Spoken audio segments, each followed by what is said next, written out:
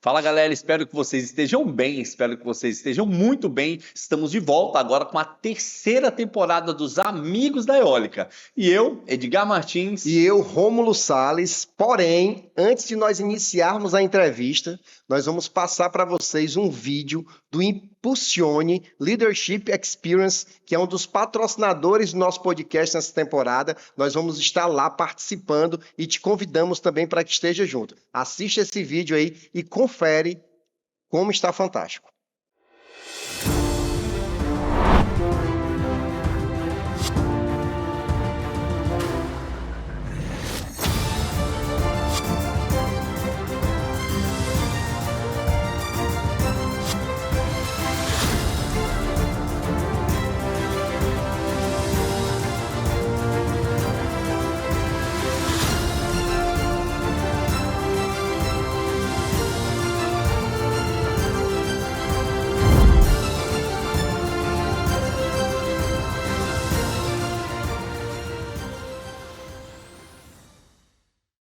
É isso aí, você assistiu esse vídeo? Então você, que é um dos líderes aí no mercado de energias, nas renováveis, venha aprender, adquirir aí novas soft skills aí, completar o teu currículo, vem participar desse evento, nós estaremos lá gravando alguns episódios de podcast também.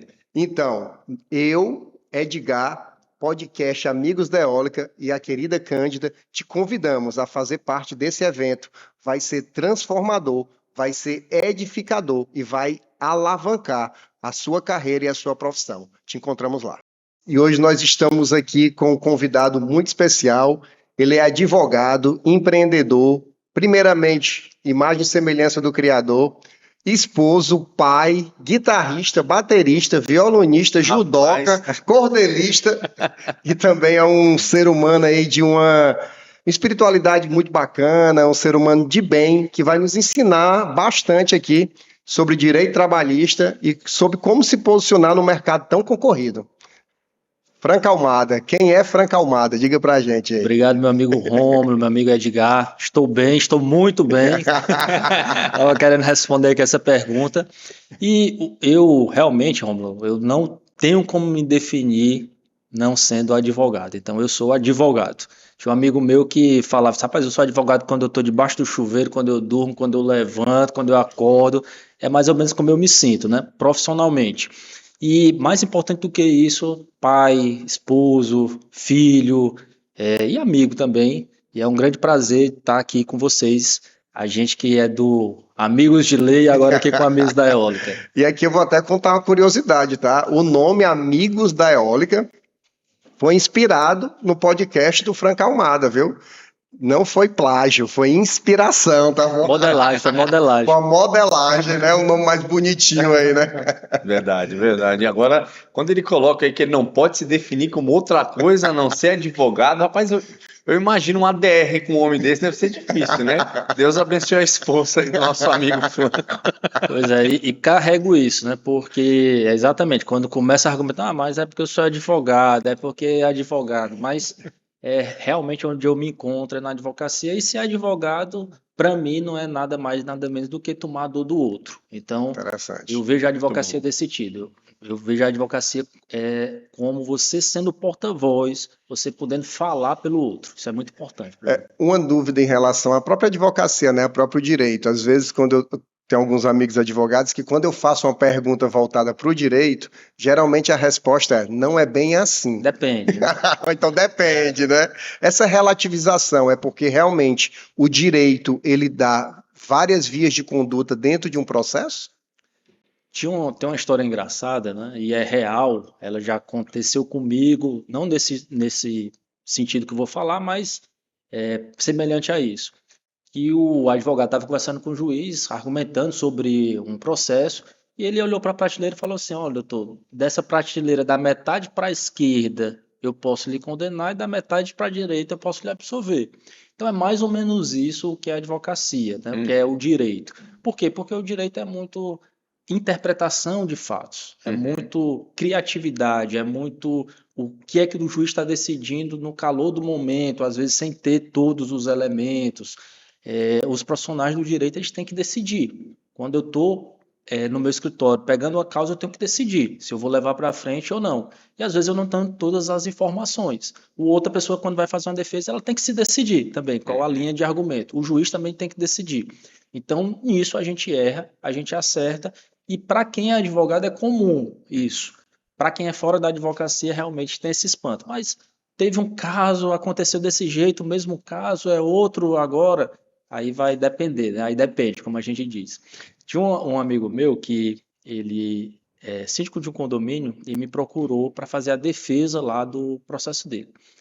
E aí nós fizemos toda uma linha, uma construção de defesa naquele sentido. Fomos lá, ganhamos a causa que estava me defendendo. E aí o irmão dele, que também era síndico de outro condomínio, recebeu também um processo pedindo exatamente a defesa que eu tinha construído. Era o mesmo fato. E ele falou assim: não, fala com o meu advogado que ele vai te ajudar. Ele fez essa defesa para mim aqui exatamente. Quando eu vou ver lá o caso, peço lá o processo, era eu, o advogado que estava processando o outro condomínio. Franco, mas Parece. A gente sabia como defender. Né? Você sabia como defender, vou né? ser franco, mas não, mas daí depende. Cada condomínio tem seu modo de atuar e na advocacia é muito comum isso. Franco, assim, a gente, acho que o que a gente pode esperar desse podcast? Vamos só antes da gente entrar em si e mergulhar. Quem está nos assistindo aí, nos ouvindo, o que a gente pode esperar desse bate-papo aqui? Bom, eu acho que a gente vai falar um pouco aqui sobre a relação empregado-empregador e por que essa relação, às vezes, ela se desencontra no meio do caminho, Sim. como evitar, talvez, ruído de comunicação. Fantástico. Se você é empregado ou se você é empregador, acho que vai ter muitos insights interessantes aqui. Vamos falar também sobre trajetória de vida. Nós somos 3 empreendedores aqui, talvez no mesmo ramo e em ramos parecidos, né? A gente está aqui no podcast, também no infoproduto, Sim. o Romulo tem um livro. Enfim, estou aqui para a gente trazer um pouco do que a gente viveu aí nesses 15 anos de advocacia e nesses mais de 4 mil processos que a gente já atuou. Vamos, antes de entrar na parte técnica, vamos falar um pouquinho aqui de algumas coisas interessantes sobre o Franco. Assim, Legal. qual o hobby preferido do Franco? Rapaz, hoje em dia eu tô com uma série de hobbies, viu? Graças a Deus. Hoje em dia eu tenho me dedicado a algo que ficou um pouco esquecido lá na infância, que foi o judô. Então, agora voltei a fazer judô, estou treinando com meus filhos, né? Com meu filho, aliás. A mais velha não quer treinar judô. Ele disse Quantos que anos os filhos? ele tem 12 anos e a Ana Beatriz, que é a mais velha, tem 15 e o Arthur tem 12 anos. Também hoje, eu acho que o podcast não deixa de ser um hobby, Com né? certeza. Porque a gente faz essa conversa despretensiosa, ao mesmo momento que é uma conversa séria, mas sem esse fim de gerar uma lucratividade ou algo nesse sentido. E é muito bom conhecer gente e tem sido muito bom para mim ter feito, estar fazendo podcast lá com meu amigo Rafael Salles e com a Jordana, que é minha esposa, que também faz parte lá do podcast. E sempre estar conversando com amigos, eu gosto muito de conversar, gosto muito de estar junto, estar Muito perto. legal, muito legal. Legal. Vamos falar um pouquinho de oportunidade. Acho que a gente pode começar um tema legal. Eu vejo que quando a gente começa a trabalhar com alguns clientes, eu vejo que existe essa questão que a gente vinha falando até antes do podcast, onde algumas pessoas entram com o MEI e não com o CLT. Então, assim, às vezes a pessoa vai trabalhar alguns prestadores de serviço, né, que pode estar nos ouvindo aqui. Então, você pode abrir um MEI, né, eu vejo surgir essa oportunidade. Então, por exemplo, um técnico de segurança do trabalho, qual a vantagem dele entrar como MEI ou como CLT? Então, qual a vantagem e desvantagem para o trabalhador e para a empresa? Que eu acho que tanto o trabalhador quanto a empresa tem que ver o que está acontecendo na realidade. Se eu tenho ali na realidade um MEI, ou se eu tenho. Depende. Depende. Aquela velha resposta, né? Ou se na realidade eu estou camuflando um contrato de trabalho. Né? E para eu responder essa pergunta, eu tenho que olhar aqui 4 aspectos. Que é que caracteriza um contrato de trabalho, um contrato de emprego, melhor dizendo, que tem que ser com o vínculo assinado com o CLT. Primeiro, essa pessoa ela tem que ter a pessoalidade. O que é a pessoalidade? Vou dar um exemplo aqui. Eu tenho lá no meu escritório de advocacia, uma secretária. No dia que essa secretária, por algum motivo, ela não pode comparecer ao escritório, ou porque está doente, ou por algum outro motivo, justificado ou não, ela vai me avisar e ela não pode simplesmente mandar a vizinha dela no lugar dela. Ela vai levar a falta, se for justificada, ela vai apresentar algum tipo de atestado, algum tipo de comprovante, ou, se não for justificada, ela efetivamente vai levar falta. Mas tem que ser ela, tem que ser, falando da minha secretária, tem que ser a Kelly. A Kelly, ela tem que estar lá trabalhando. Se a Kelly não puder trabalhar, não vai ser a irmã da Kelly, não vai ser a vizinha da Kelly. Pessoalidade, primeira coisa. Esse técnico ou essa outra pessoa, é ele, tem que ser sempre ele ou não? Tem pessoalidade ou não? Já lá no meu escritório também, nós temos uma diarista, que ela faz uma faxina mais grossa de 15 dias. No dia que essa diarista ela não pode ir, não tem problema nenhum, eu chamo outra diarista. E vai outra pessoa e faz essa diarista, ou seja, essa diária. Ou seja, eu não tenho com essa diarista a pessoalidade. Não precisa ser ela que vai fazer minha faxina, diferente da secretária. Entendi. É um primeiro requisito. O segundo requisito é a subordinação jurídica. A minha secretária, ela segue uma linha de afazeres lá no escritório, que é passada por mim. Eu tenho controle disso. Já com a diarista, eu não tenho esse controle. Ela faz a faxina lá do jeito que é a expertise dela de fazer e ela tem que me dar os ambientes limpos. Essa subordinação vai ter ou não vai ter? Outra questão, a onerosidade. Essa é mais fácil de identificar. A onerosidade é quem paga e quem recebe.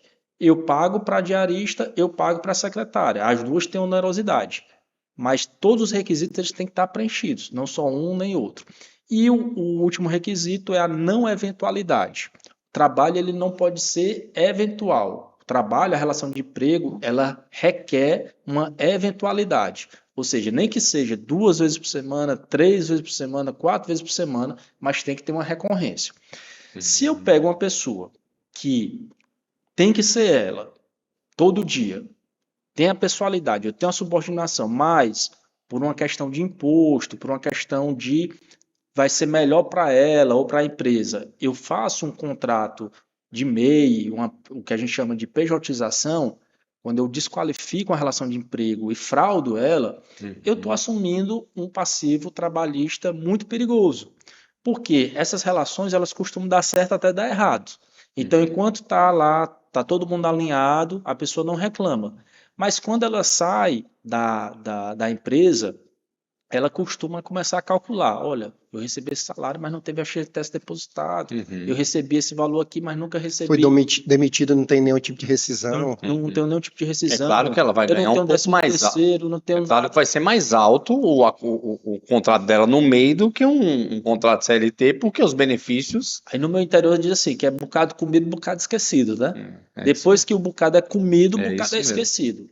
É uma relação, em tese, vantajosa para o trabalhador, mas depois que o bocado foi esquecido, que acabou a relação, aí ele vai pensar no que ele não teve. Ele acaba esquecendo o que ele teve, a vantagem, pagar menos imposto, algo nesse sentido, e vai buscar o que ele não teve, que foi o FGTS, que é o seguro-desemprego. Mas isso que é por o conta 13º. talvez da cultura que a gente tem aqui, né? Desses tipos de benefícios. O que eu volto a dizer é, a gente tem que ver a realidade. Eu não estou dizendo que esse tipo de contrato ele não possa existir, ele pode existir, se for real. Se for aquele técnico de segurança que ele presta serviço na sua empresa, mas presta serviço para a empresa A, B, C, ele não tem uma carga horária para cumprir, ele não tem uma dinâmica de serviço subordinada a você, ele realmente é um prestador de serviço. Aí vai funcionar. Dos pontos que você colocou, o que eu vejo, né, relacionado à nossa realidade de trabalhar, a gente trabalha com projetos em parques eólicos ou em grandes empresas. Apenas não sei se a gente chamaria da pessoalidade, mas por exemplo, eu substituir uma pessoa não é tão simples quanto eu substituir uma secretária que ajuda no meu lar. Às vezes a gente tem que enviar cerca de 20 documentos, certificados, para eu conseguir entrar com um funcionário no parque eólico. Então, assim, pode até existir a troca, mas a troca não vai ser algo que, olha, amanhã eu não vou, não. Ele vai ter que providenciar a liberação de outra pessoa e isso leva um certo tempo até que haja aprovação documental. Mas isso não impede. Isso não impediria. tem que ver se os 4 requisitos estão concomitantes. Por exemplo, uma pessoa dessa, provavelmente ela não vai ter subordinação jurídica com vocês. Subordinação no que eu falo é você falar como é que ela deve executar o Sim, trabalho dela. Ela vai sim. ter mais Ela tem as maleabilidade. obrigações que tem que cumprir mediante contrato assinado. Exatamente. Então, assim, aí você já descaracteriza. O que eu sempre penso tem que ver a realidade. Às vezes, quando a gente ignora a realidade, tem um ditado que diz que quando o direito ignora a realidade se vinga e ignora o direito. Então, é mais ou menos isso. A gente tem que ver a realidade. A realidade é prestação de serviço? Vamos fazer um contrato, então, nesse sentido.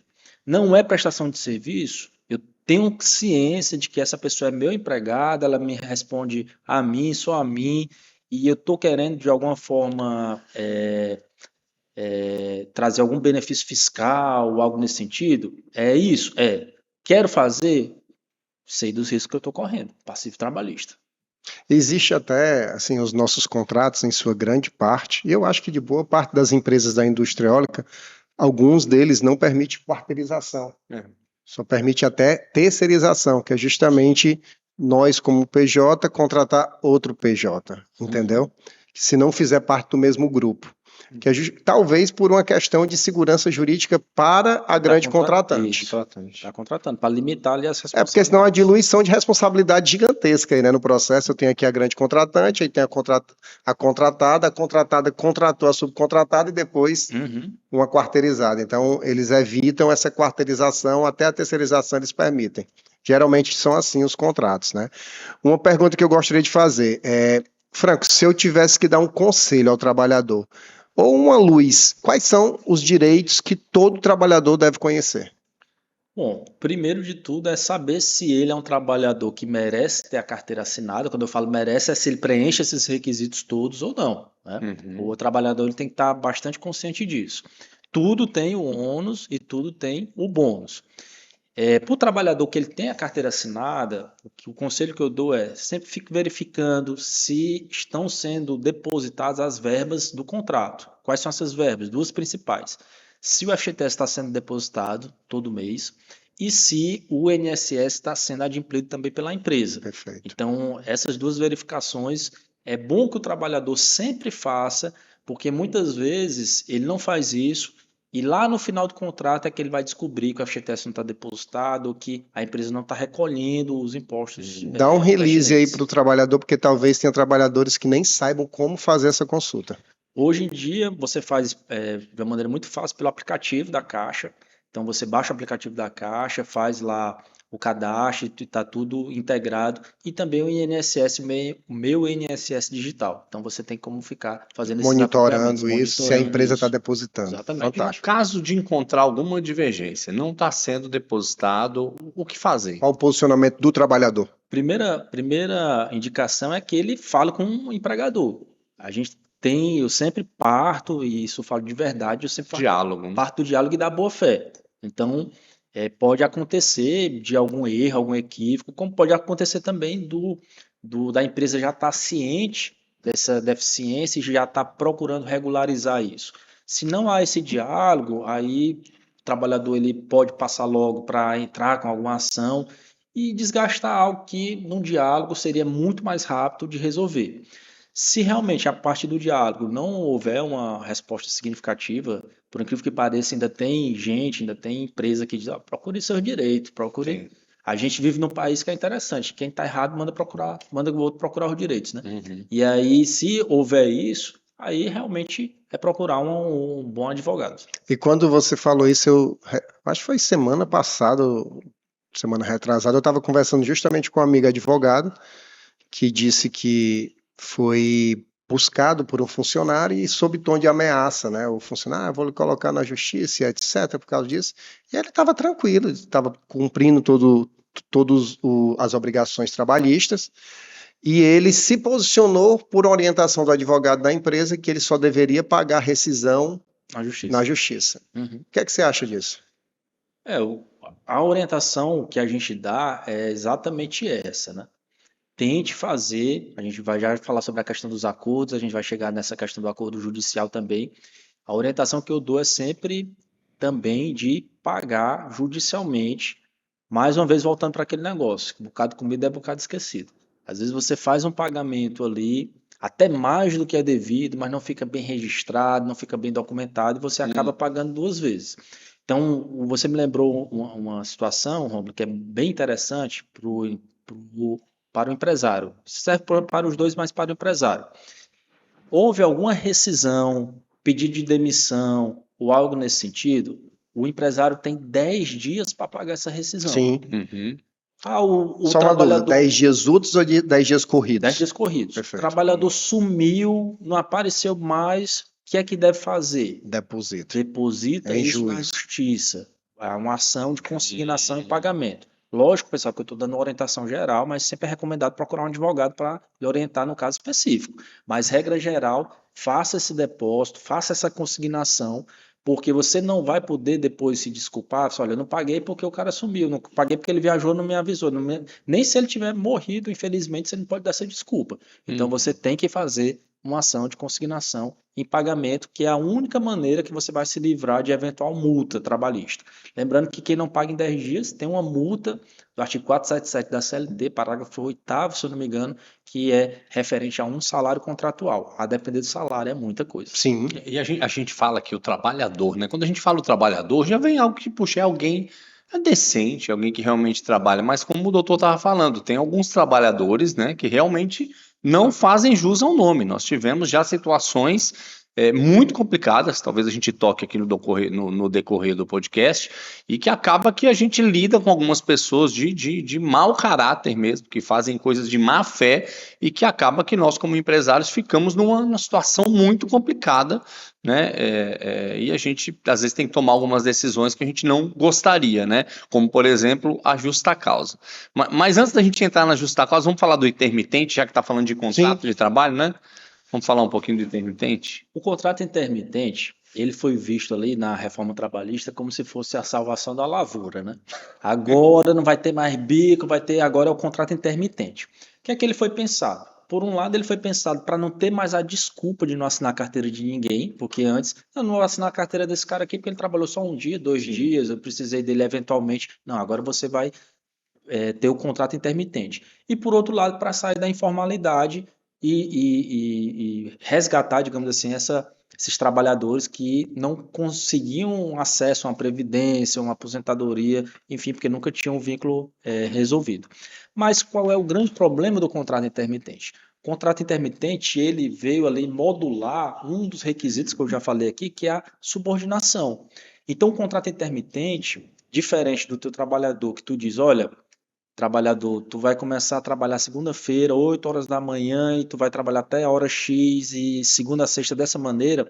O contrato intermitente, o trabalhador simplesmente ele não precisa comparecer, se ele não quiser.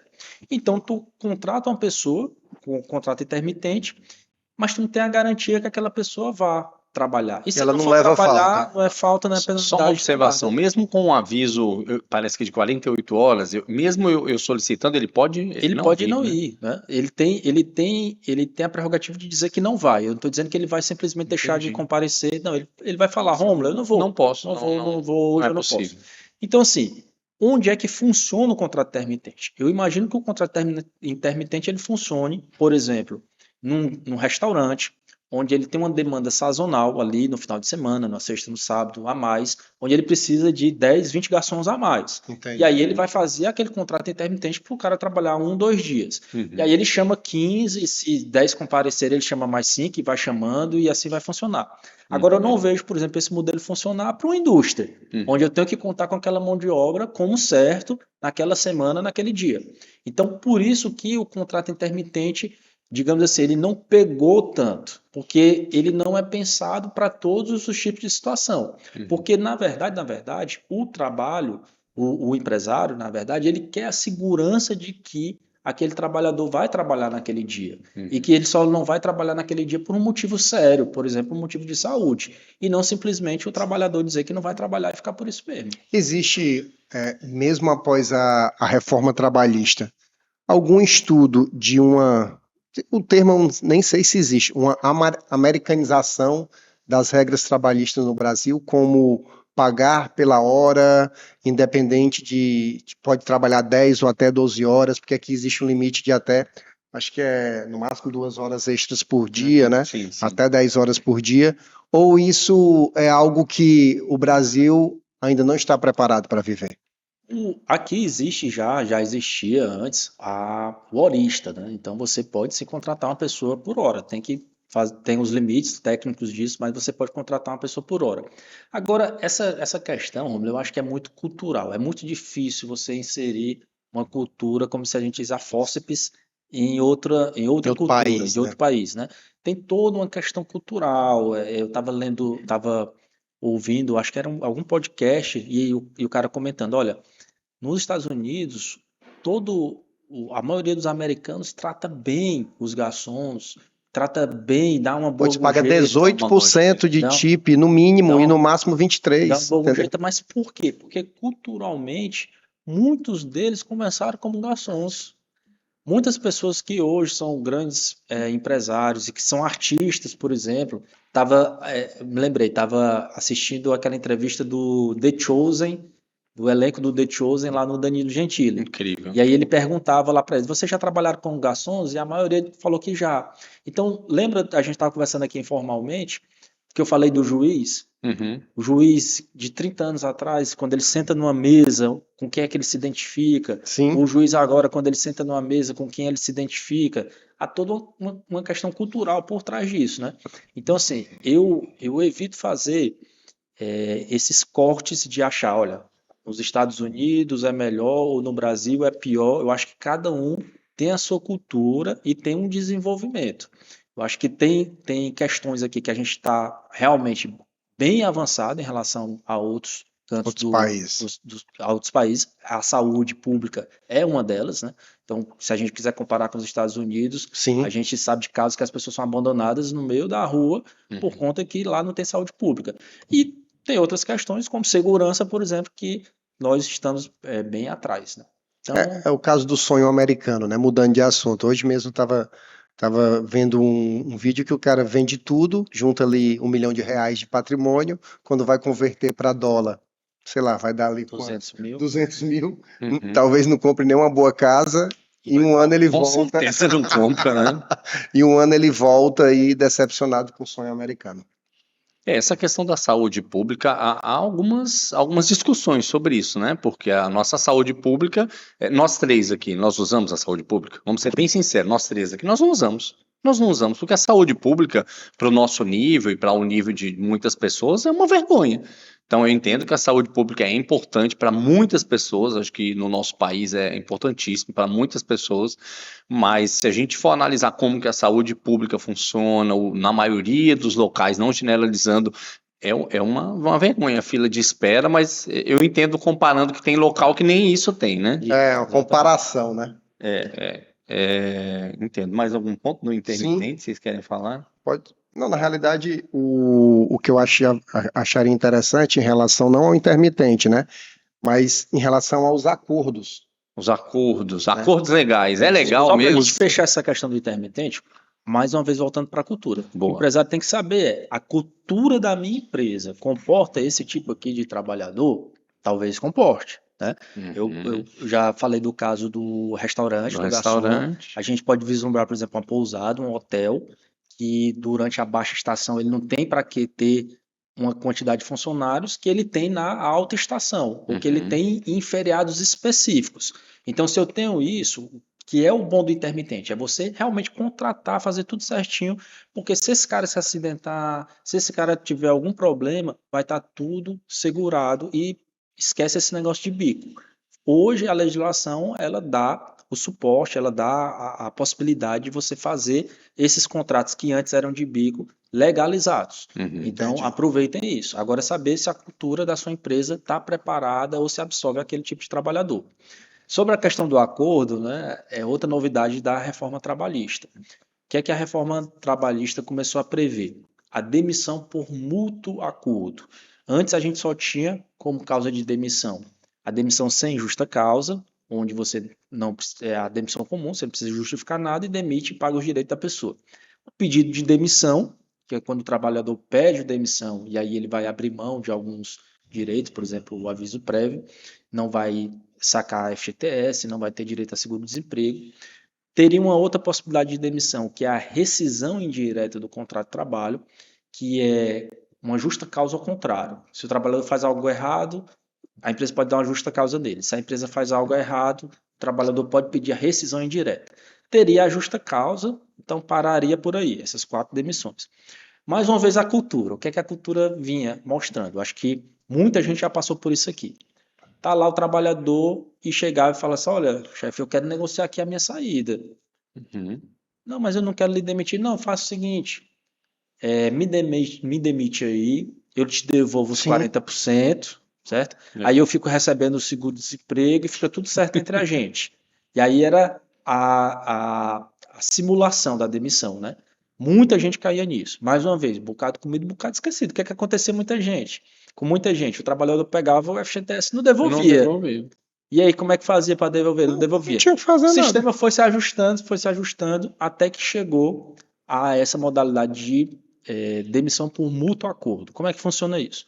Hoje, trabalhador e empresário podem chegar no consenso e falar o seguinte: você vai ser demitido aqui por mútuo acordo. Eu vou pegar esse teu aviso aqui, vou te pagar metade dele, eu vou pegar a multa dos 40%, vou pagar só a metade dessa multa dos 40%, vou te pagar 20% de multa e você vai ser demitido. O detalhe, você só consegue sacar, o trabalhador só consegue sacar 80% do que está depositado no FGTS e não consegue ter acesso ao seguro-desemprego. Então, assim, acabou que não solucionou todo o problema. Porque uma das vantagens que o trabalhador que queria fazer esse acordo era receber o seguro-desemprego. Então, acabou que não solucionou todos os problemas, mas é possível e é permitido hoje. E há uma outra possibilidade de acordo que a gente fala que é o acordo extrajudicial. Esse acordo vai ser homologado na justiça. Então, o trabalhador e o empresário hoje também eles podem fazer um acordo extrajudicial prevendo outras questões que não estão nesse mútuo acordo, inclusive liberação de FGTS, seguro-desemprego, é outra situação, tá? Podem construir um acordo entre Fantástico. eles e aí submeter ao juiz homologar. O juiz vai ter 3 atitudes. Ou ele vai homologar, ou ele vai marcar uma audiência para ouvir todo mundo e decidir se homologa ou não, ou ele não vai homologar. Qual o detalhe dessa modalidade e qual a minha crítica? É que hoje, para você fazer isso, o empregado tem que ter um advogado e o empresário tem que ter outro advogado. Então, São 2 custos, né? São 2. Eu não gosto de falar que advogado é custo. Eu gosto 2 de dizer que é investimentos. Mas, Sabe tudo, né? mas Tá um tiro no pé, uma hora dessa, né? você teria esses 2 investimentos para fazer. Mas qual é a minha crítica? Rômulo, veja hoje que se 2 pessoas quiserem se divorciar, 2 pessoas quiserem divorciar, elas podem contratar um advogado só que os 2 confiam e esse advogado conduzir um divórcio, onde eu posso ter filho, pensão, patrimônio e tudo. E a legislação quer obrigar a cada Partes da empresa. investir no outro advogado. O que é que acontece na vida real? Vou ser bem franco aqui. Muitas vezes eu advogo para a empresa e o empregado da empresa confia em mim. Ele confia em mim. Ele quer chegar e falar assim, doutor, Resolve eu confio aí. que você resolva aqui minha rescisão. Pelo meu código de ética, eu não posso nem indicar um advogado para esse cara. Porque senão o juiz vai pensar que o advogado da empresa está com artimanha para enganar o pobre do trabalhador. Eu não posso nem indicar. Eu não posso nem dizer, vamos supor, se o Rômulo fosse advogado, eu confio no Rômulo. Rômulo, cara, representa esse trabalhador aqui, porque eu não posso. Não, porque já ia ser alguma coisa escusa. Então eu tenho que dizer para o trabalhador o seguinte, cara, tu tem que procurar um advogado. Agora, o trabalhador que procura um advogado, o outro advogado vai querer fazer o quê? No mais das vezes? Mostrar serviço. Não, calma aí, esse acordo não está bem, Não tá bem assim. não é bem Podemos assado fazer. e tal. E acaba desconstruindo talvez um acordo, né? Então, assim, essa é a grande crítica que eu faço. E muitos juízes ainda se deparam com essa figura, quando vê com esse tipo de acordo, querendo achar alguma coisa por trás. Não, mas não está muito certo isso e tudo.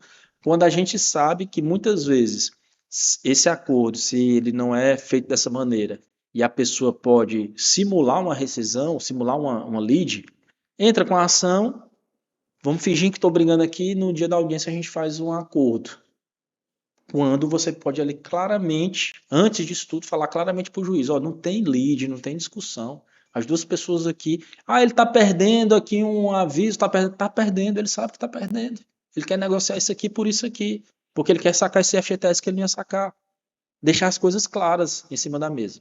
Eu lembro que eu estava fazendo uma audiência uma vez, e olhando a audiência de um colega, né? E lá na audiência, o juiz botou na cabeça dele assim: olha, eu só homologo esse acordo se for X reais. E esses X reais era R$ 1.000 a mais do que a empresa estava querendo pagar e do que o trabalhador estava querendo receber. Mas o juiz disse que só homologava se fosse R$ 1.000 a mais. Aí o colega falou assim: doutor, você não vai homologar? Não, não, tá certo. Pô, fulano, vamos fazer o seguinte: eu vou te dar R$ 1.000 a mais aqui. Quando sair a lei, tu me devolve. Lá na sala de audiência. Falou na frente do juiz. Aí o juiz: doutor, você tá falando isso na minha frente? Tô falando na sua frente. O senhor quer mandar agora até Você dele? aceitou. E eu aceitei. Agora ele não pode nem me devolver o dinheiro, mas... Então, assim, é uma coisa absurda, onde você tem que fraudar o que não precisa fraudar.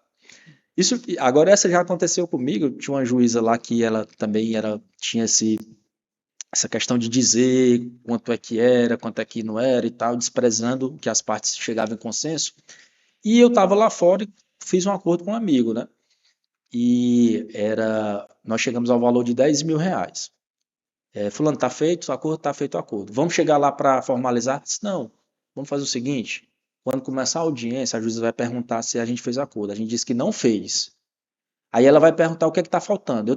Eu vou dizer que quero 15 e tu disse que vai pagar 5. Aí ela vai chegar nos 10. Vamos. Entramos na audiência, tem acordo, doutor? Já está fechado os 10 lá fora.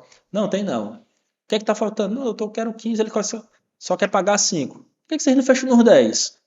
É mesmo, né? Vamos fechar nos 10. Pronto. Estratégico. Estrategicamente. Uma coisa que eu vejo, assim, eu não sei se é impressão minha, mas a gente parece que como empresa, a gente já entra como quem está querendo enrolar. Eu já tive essa percepção, não sei se eu estou enganado, se eu sou você já teve essa visão? Mudou muito, né? Eu vou contextualizar o que a gente estava conversando lá fora. O que a gente estava conversando lá fora é o seguinte: essa visão da justiça do trabalho. E eu, aqui é uma opinião minha, eu reputo muito a essa questão cultural também. O juiz de 30 anos, 40 anos atrás, ele tinha mais ou menos essa conduta de vida. A conduta de vida do meu pai. Meu pai hoje estou com 38, meu pai tem 68.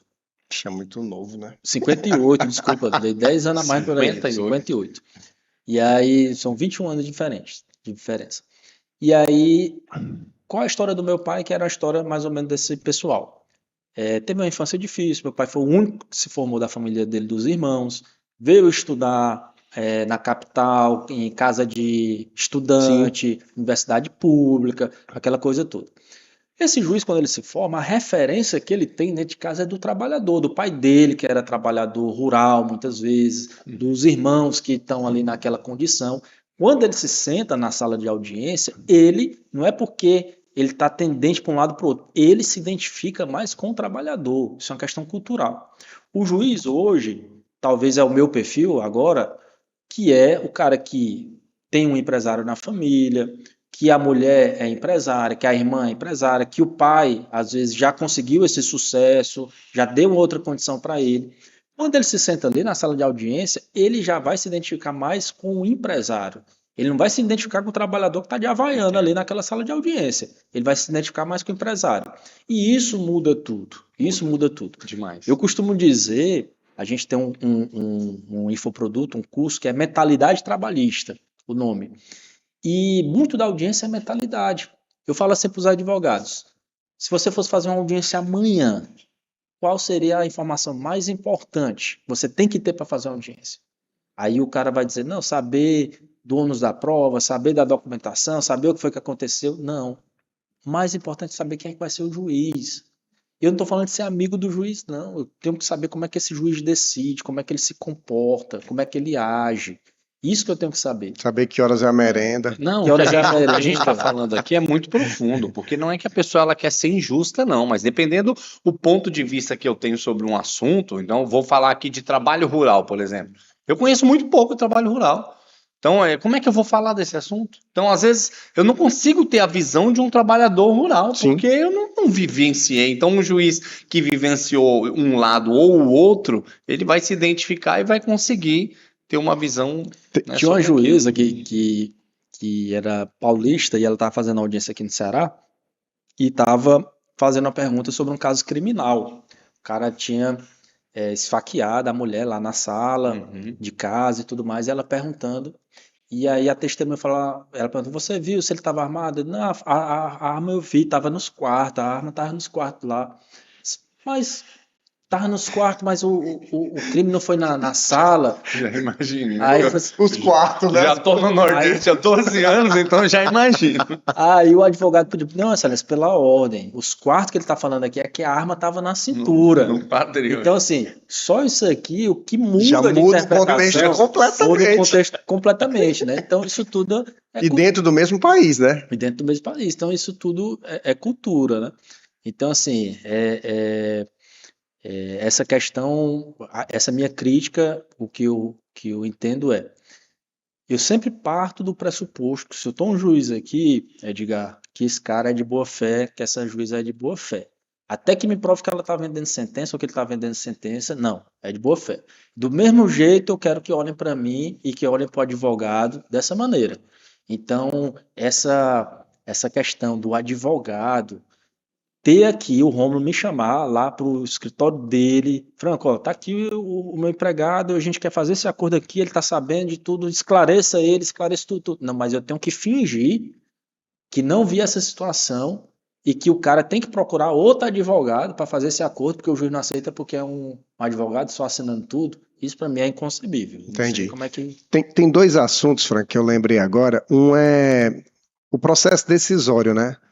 Eu acho que foi naquele dia conversando com o Rafael Salles lá. E um abraço aí, Rafael, para você também. Ele falou. Tá lançando um livro agora. É mesmo? Que legal. Revolução Industrial, muito bom. Ele falou sobre a quantidade de decisões que um ser humano tem durante um dia.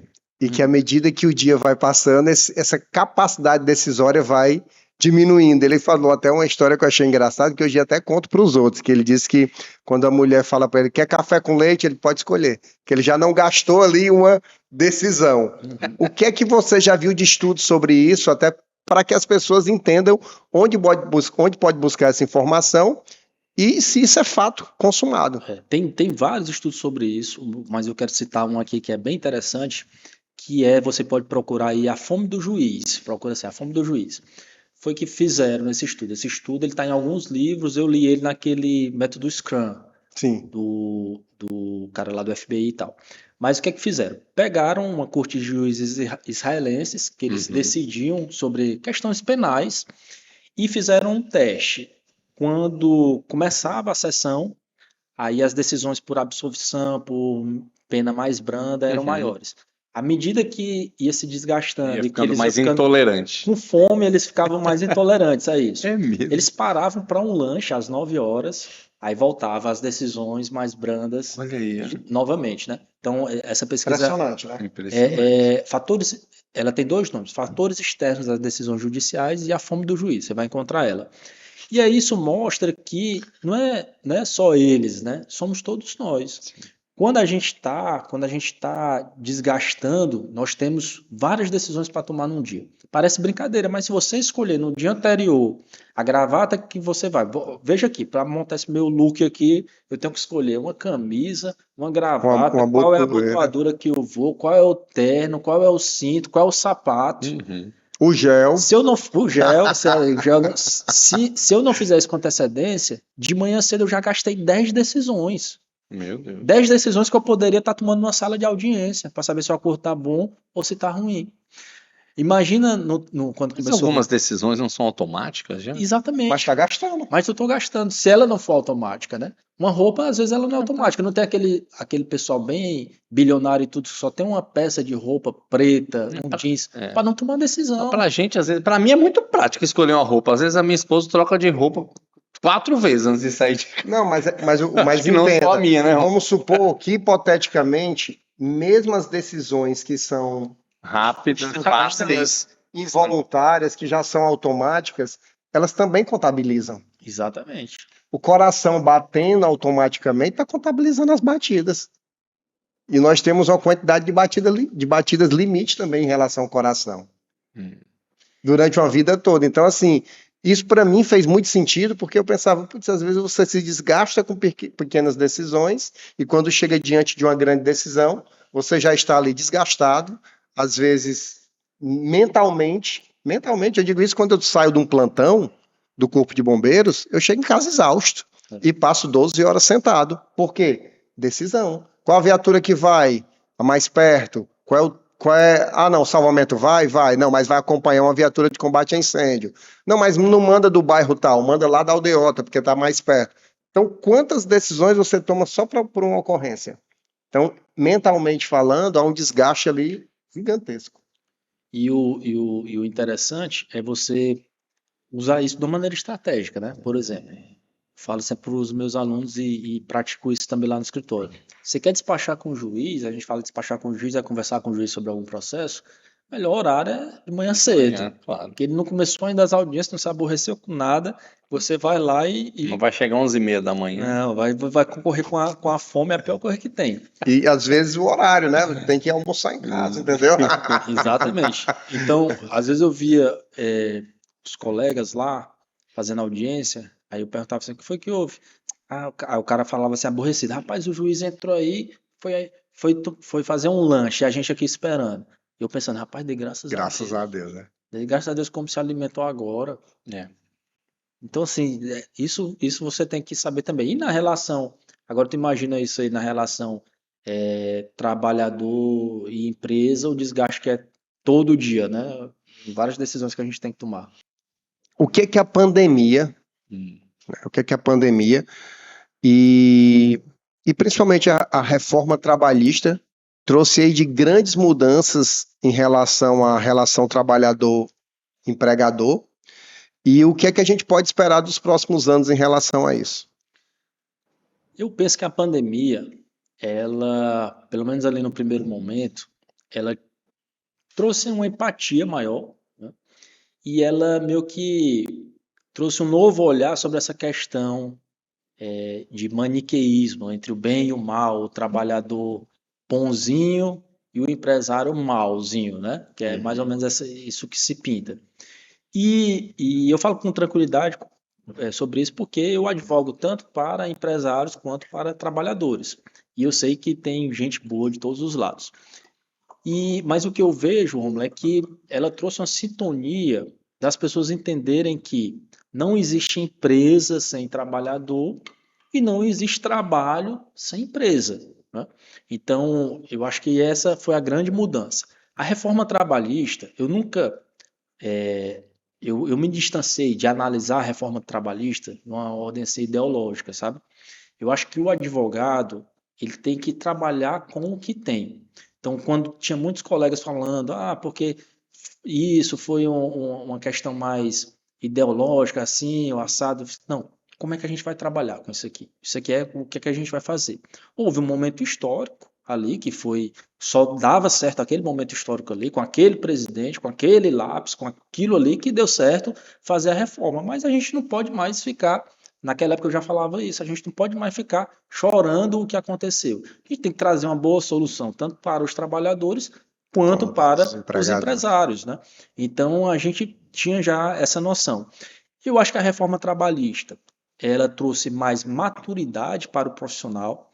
Eu costumava dizer que antes da reforma era como se tivesse a teoria da manga lá na Justiça do Trabalho. Ó. O cara tinha uma mangueira, ele balançava a mangueira e caiu uma manga. Ele não sabia nem o que era, mas alguma coisa a empresa ia perder. Com a reforma, trouxe mais maturidade. No primeiro momento, não sei se vocês lembram, teve aquela questão de trabalhador de entrar e acabar devendo, Devendo, né, sim. por conta de custos processuais, honorários, etc. Esses temas, inclusive, já foram alterados, pacificados, trouxe uma maturidade maior. Eu lembro que a gente entrava antes, aqui falando uma visão bem sincera do trabalhador, o cara pedia hora extra, a gente tacava lá 100 mil reais de hora extra, ninguém se preocupava muito com isso, não. E não era que tivesse agindo de má fé, não. É porque se ele não ganhasse nada, não tinha nenhum prejuízo para ele. Então a gente pedia tudo. Depois da reforma trabalhista, quando o cara pedia 100 mil de hora extra, eu já falava assim, rapaz, vamos fazer o seguinte, conversa aqui com as testemunhas, traz ela aqui para eu conversar, ver se é realmente esses 100 mil mesmo, ver se a gente consegue provar ou não, porque o que eu perdesse agora, ele ia ser prejudicado Entendi. com isso. Então é outra regra do jogo. E às vezes, eu estou dizendo que o cara não tinha direito aos 100 mil, tá? Muitas vezes a pessoa tem direito, ela não consegue provar o direito, mas ela tem o direito. E aí na justiça é um conceito muito delicado. Não ganha quem fala a verdade, não ganha quem mente, ganha quem prova. E hoje, né, historicamente falando, é o dia Da da mentira. mentira. Da mentira. Só que pensando bem, né, se a gente fosse se pautar sobre o dia da mentira, o advogado ele tem que caminhar na verdade, não é isso? Com certeza. A pior coisa que tem é você, como advogado, descobrir uma mentira ali de uma coisa que você está defendendo. Eu, por diversas vezes, vamos já em audiência, quando realmente gerou uma situação de que o meu cliente estava mentindo para mim, eu já renunciei ao mandato, eu já desisti daquele pedido, porque eu acho que a imagem do advogado é o que vai ficar para o juiz. Mas aí a gente está falando de princípios também, né? Eu acredito que não são todos os advogados que têm esse tipo de princípio. Com certeza. Eu vou dizer porque eu tive uma experiência. Mas não são todas as pessoas. Não são todas as pessoas, pessoas, sim, mas assim, eu tive uma experiência há pouco tempo, um advogado que eu conheço, ele me contou sobre uma situação, um advogado criminalista, onde ele muito feliz, ele contou como um mérito que ele tinha conseguido, onde ele falou duas pessoas que realmente mataram um cara numa parada de ônibus, eu consegui soltar eles essa semana, porque ele falou o que ele usou, ele falou que ele pediu as câmeras e ele sabia que as imagens do local só ficava guardado por um período específico,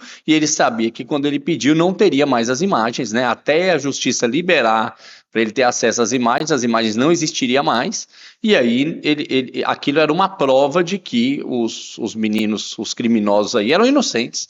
Porque ele falou, tá vendo que até as imagens a gente pediu, sabendo que não tinha. Então, ele contou aquilo para mim, feliz, porque como um mérito que ele achou uma brecha, ele falou, e os dois mataram, mas hoje estão soltos, consegui soltar, porque... Então, assim, você comentou, né, doutor, de representar, às vezes, o funcionário e, às vezes, a empresa. Então, às vezes, existem brechas no qual você pode, sim, se antecipar e encontrar caminhos e brechas. Como lidar com isso? Com essa parte onde o teu princípio te coloca algum limite, como essa situação que eu coloquei aqui agora? O pessoal fala assim, Franco, tu defende empresa ou empregado? Você fala, sempre defende quem está certo. Não, às vezes é empresa, às vezes é empregado, né? Mas Sempre vai estar certo. sempre quem está certo.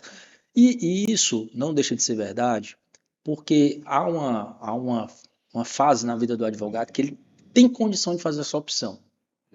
Tá entendendo? Ele pode não querer fazer essa opção, Boa, mas ele tem condição de fazer essa opção, de escolher. de escolher. É difícil, é construído, mas você tem condição de fazer essa opção. Agora, tem gente que não quer fazer essa opção por um motivo ou por outro. Mas diversas vezes eu já cheguei, já ouvi a história aqui toda, e falei assim, não, cara, Não aceitou. Não tem interesse. Não tem interesse. Você tem essa condição. Você vai estar abrindo mão, às vezes, de dinheiro, às vezes De uma posição. Agora, eu tenho muito isso. Como é que você quer ser lembrado? Quando é que você está... Do jeito que você conversa com um juiz conversa com outro juiz, um advogado conversa com outro advogado, como é que vão olhar para o seu nome? Quando... o Rômulo Salles é aquele cara que, o Edgar é aquele cara que, o Frank é aquele cara que. Isso é uma preocupação para uns e para outros não. Agora, respondendo a sua pergunta, uma vez, isso me inquietou tanto que eu estava com um padre, aí estava me confessando com ele, aí eu perguntei assim, padre, rapaz, é porque de vez em quando eu, na minha posição de advogado, eu não posso contar a história exatamente como foi. Isso me inquieta, porque eu não quero mentir. Como é que eu faço? Aí, como é? Aí eu expliquei para ele assim, não, aí você está sendo rigoroso demais. Você tem que entender que existem as verdades, existem as versões. O que você não pode é deliberadamente saber de algo dessa. Não quero criticar aqui outra pessoa, né? Mas Sim, sim. saber disso é A, não, é B. Agora, o que eu tenho como advogado é do jeito que meu cliente está me passando a história. É ele que está me contando essa versão. O que aconteceu lá entre ele e o funcionário, entre ele e a funcionária, muitas vezes só os dois sabem. E muitas vezes nem os dois sabem. Porque vai ter toda uma diferença também de interpretação, Sim. toda uma diferença de linguagem corporal, toda uma diferença nesse sentido. Uhum. Então, assim, onde é que eu me fio? Eu vou até onde o cliente está me falando. Uhum. O cliente está me contando essa versão, eu acreditei minimamente nela, é essa versão que eu vou defender. Uhum. E para efeito de consciência minha é isso. Agora, saber o que aconteceu lá, meu amigo, nem ele sabe. Nem ele, nem... E não falando só dessa pessoa que me falou, mas a gente vê alguns influencers, né? Tem alguns que usam até alguns jargões, falam, ah, mas doutor, matei não sei quem. No corpo Tem e no vídeo, relógio, né? tem vídeo, tu matando, então tu não matou. Primeira coisa, tu não matou ninguém. Então, existe, Sim. né? É porque existe um. Eu não vou dizer que é um mantra, nem vou dizer que é um inconsciente coletivo, mas eu acho que todos nós já escutamos alguma vez na vida de negue até a morte. Negue até a morte. Negue até a morte. Em relação a várias coisas na vida, principalmente em relação à fidelidade. Principalmente em relação à fidelidade. E esse mantra, às vezes, permeia as relações empresariais, permeia as relações entre empregador e empregado, não fica só na esfera do relacionamento. Do relacionamento que eu digo, homem, mulher. E para quebrar isso, você tem que vir com outros princípios, que é uma reconstrução. Que é uma reconstrução. Então, assim, esse lance de negar até a morte é muito pesado, porque isso vai frontalmente contra a verdade. Porque quando se diz para alguém negar uma mentira até a morte, para ver se ela se torna uma verdade, tá querendo dizer que você tem que defender uma mentira. Então, qual é o princípio que lhe conduz? É a verdade ou é a mentira? E na verdade, o que a gente estava falando aqui é que existem alguns advogados que até induzem a mentira. Não, não fale isso aqui não. É melhor você falar isso aqui. Porque se você falar isso aqui, então, né, como o doutor estava explicando aqui, você vê a situação, ouve e em alguns casos você decide não representar. Como hoje em dia as empresas, empregados, empregadores devem se comportar para evitar situações de assédio moral, assédio sexual, em relação à legislação trabalhista. Já tivemos funcionário que falsificou evidências na parte de reparo, falsificou. Mudou o número da pá, porque ele não tinha a foto correta, então ele falsificou a evidência para parecer que era da que ele perdeu. Depois nós encontramos na nuvem, nem ele sabia, mas a gente encontrou essas evidências, mas aquele ali... quebra a confiança. Uma vez eu estava defendendo uma cliente e ela foi posta por justa causa por atestado médico falso.